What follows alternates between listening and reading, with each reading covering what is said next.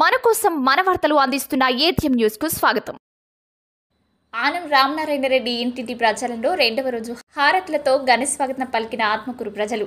నెల్లూరు జిల్లా ఆత్మకూరు నియోజకవర్గంలో ఎన్డీఏ బలపరిచిన తెలుగుదేశం పార్టీ అసెంబ్లీ అభ్యర్థి ఆనం రామనారాయణ రెడ్డి ఆత్మకూరు పట్టణంలో నిర్వహించిన ఇంటింటి ప్రచారానికి ఘనమైన స్పందన లభించింది.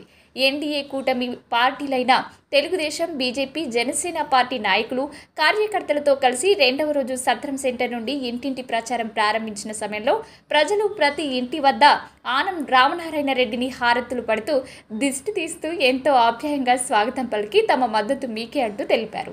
పట్నంలో ఆనం కుమార్తె కైవల్యమ్మ, ఆనం వివేక కుమారుడు రంగమయ్యరెడ్డిలు కరపత్రాలు పంచుతూ ప్రచారం నిర్వహించారు.